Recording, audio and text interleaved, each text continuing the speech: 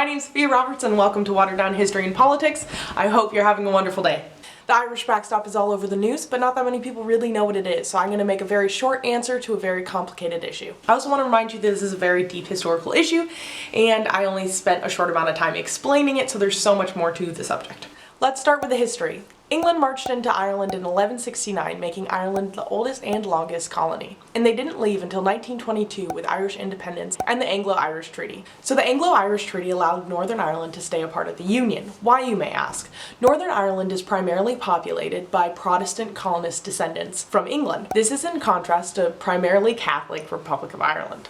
So Protestant Northern Ireland is a notable contrast to Catholic Republic of Ireland. This does not mean that there's not a lot of Catholics in the north. Northern Ireland is pretty split between Catholics and Protestants. But Catholicism is the overwhelming majority religion in the Republic of Ireland. A lot of Irish people were very upset that Northern Ireland was still a part of the Union. They felt that they weren't really free of their colonist bonds until the UK and England was finally off Irish soil. This helped build the tension of the Troubles. The Troubles is a period from the 1960s to the 1990s of violence throughout the island. A lot of the violence was based around the border between Northern Ireland and the Republic of Ireland. Ireland was known as the capital of terror throughout Europe. This is the period when they became known for their Irish car bombs. They did use a lot of petrol bombs though.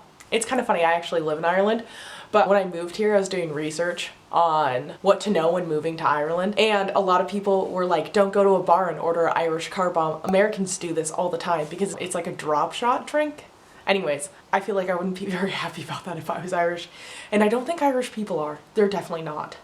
Yeah, so don't go to Ireland and order an Irish car bomb. You'll probably get kicked out of a bar. Anywho, so the Troubles ended in 1998 from the Belfast Agreement. You have never heard of the Belfast Agreement. The Belfast Agreement was signed between two very religious sides, so it's forever known as the Good Friday Agreement since it was signed on Good Friday. The Good Friday Agreement did two things. It took out the hard border between Northern Ireland and the Republic of Ireland, making the island feel whole again. It also gave Northern Ireland the right to vote at any time to become part of the Republic of Ireland.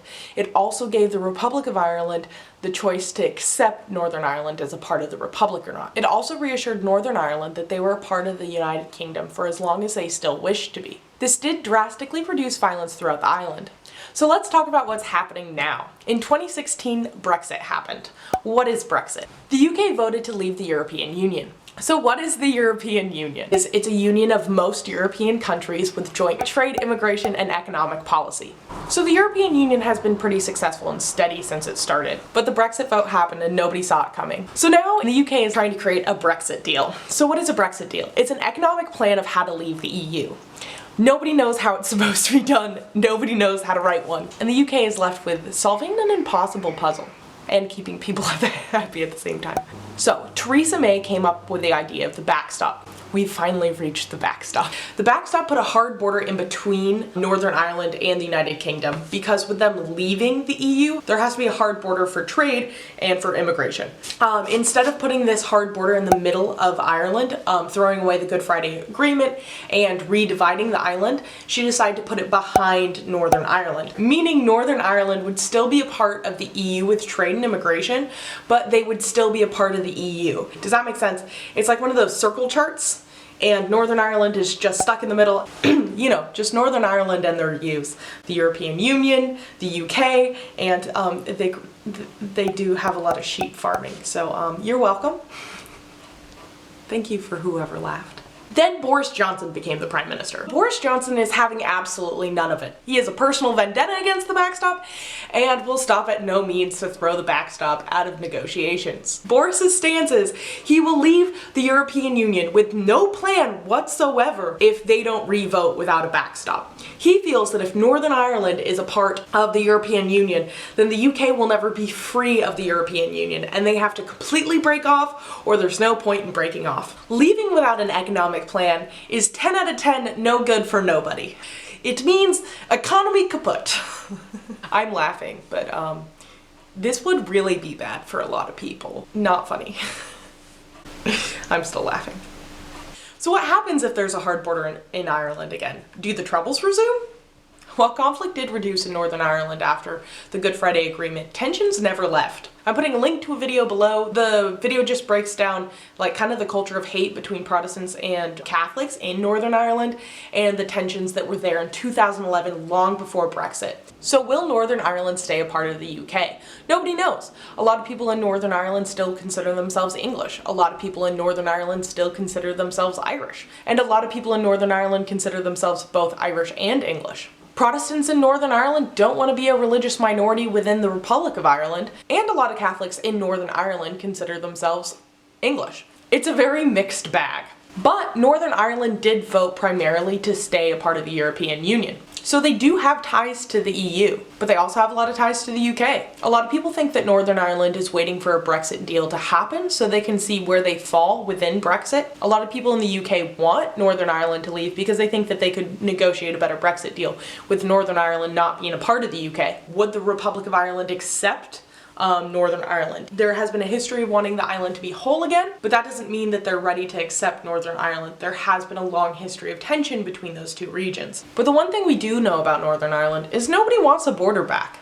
So, if Northern Ireland leaves, what does that mean for the United Kingdom? So this brings us to the question, will Scotland then stay?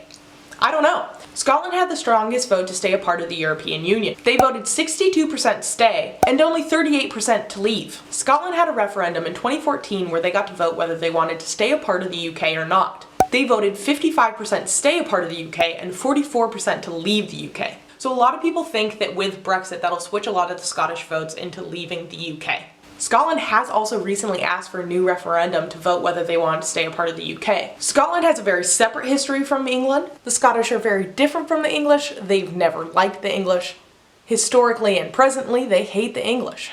The biggest insult to a Scot is to call him English. I went to Scotland once and talked to a taxi driver and was like, I hope people in Scotland don't dislike me because I'm American. They're like, no, no, no, no, no. As long as you're not English, we like you. So what would happen if Northern Ireland and Scotland left? The UK wouldn't be much of a United Kingdom. It would be more of a union, a Welsh and English union. And then maybe people would care about Welsh politics. Oh, forgotten Wales. They're the most ignored. I mean, how much do you know about Welsh politics? My last name is Welsh. Hopefully you liked this video and you found it useful. Please let me know if you liked it. There are so many more directions I could dive into. Let me know if there's any video ideas that you want me to explain a watered down version of. I find watered down versions really useful because when I dive into research, I like a short black and white explanation of what it is so I can really use that as a platform to dive in. Let's just say this is a way to dip your toes into the puddle of politics. I hope you have a wonderful day. Thank you for listening.